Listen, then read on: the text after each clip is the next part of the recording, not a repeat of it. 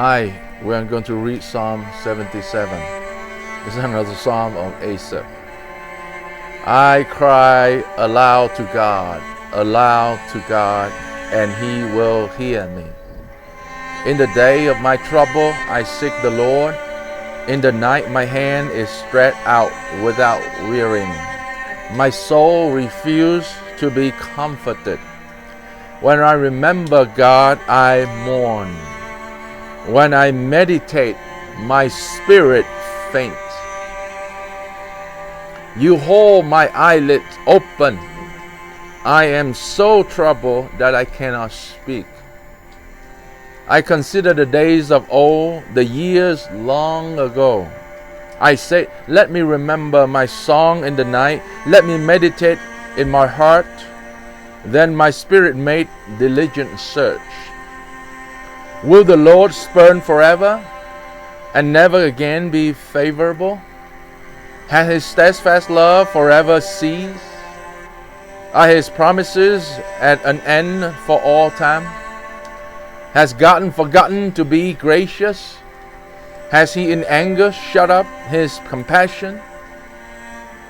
Then I say, I will appeal to the years of the right hand of the Most High. I will remember the deeds of the Lord. Yes, I will remember your wonders of old. I will ponder on your work and meditate on your mighty deeds. Your way, O God, is holy. What God is great is like our God. You are the God who works wonder. You have made known your might among the people. You with your arm redeemed your people, the children of Jacob and Joseph. When the waters saw you, O God, the waters saw you, they were afraid. Indeed, the deep trembled. The cloud poured out water. The sky gave forth thunder. Your arrow flashed on every side. The crash of your thunder was in the whirlwind. Your lightnings lightened up the world. The earth trembled and shook. Your way was through the sea, your path through the great waters, yet your footprint were unseen. You led your people like a flock by the hand of Moses and Aaron.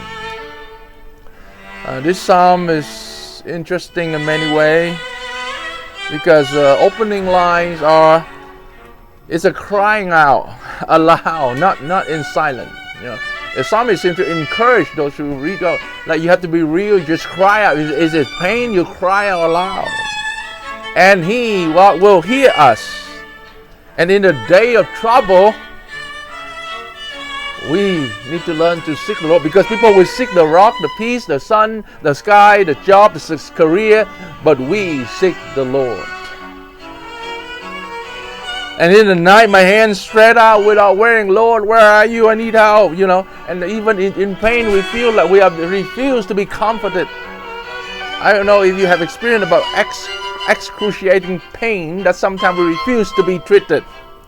We're afraid to go to the doctor, right? When I remember God, but the psalmist say, when I remember God, I mourn, I cry, I meditate, and then my spirit faint. I'm tired. I'm cannot take anymore. And that moment, the psalmist say, you Lord, open my eyelids. It looks like I want to close my eye. I want to escape to the trouble, but there's no escapism in God's view. God open our eye to see the reality face to face, not like closing and be fearful, because He is the God that in control. And therefore, a psalmist said that I'm so troubled, I cannot speak, because this is what I see, but I cannot do anything. The psalmist continued, then I consider days of old, the years long ago. I said, let me remember my song in the night. Let me meditate on my heart. So sometimes we need to remember the things that God has done for us in the past. Could be 20 years ago, could be 10 years ago, could be 5 years ago. And then my spirit made diligent search. I searched, where's God's hand in this thing? And then the question is just self-explanatory. Ask like, will the Lord spurn forever? And the obvious question is, no. Has His steadfast love forever ceased? No.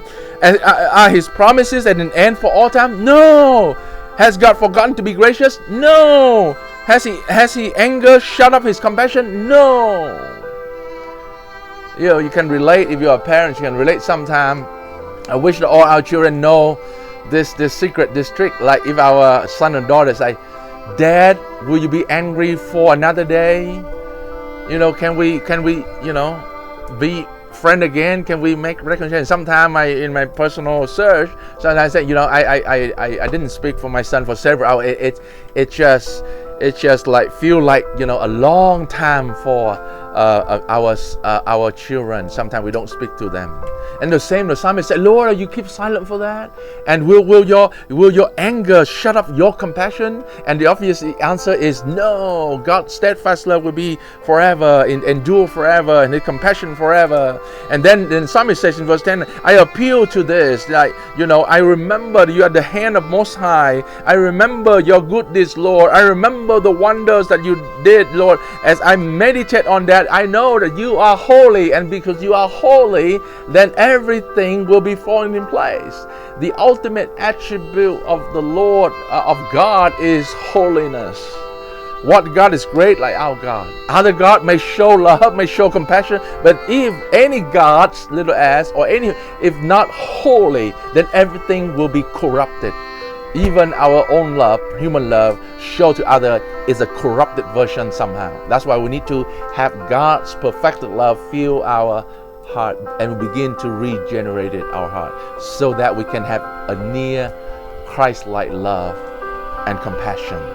But it has to be generated from a genuine relationship between God's people and Himself. So you are God who works wonder. The psalmist continued to say that, Lord, whatever that when you show up, the whole creation tremble.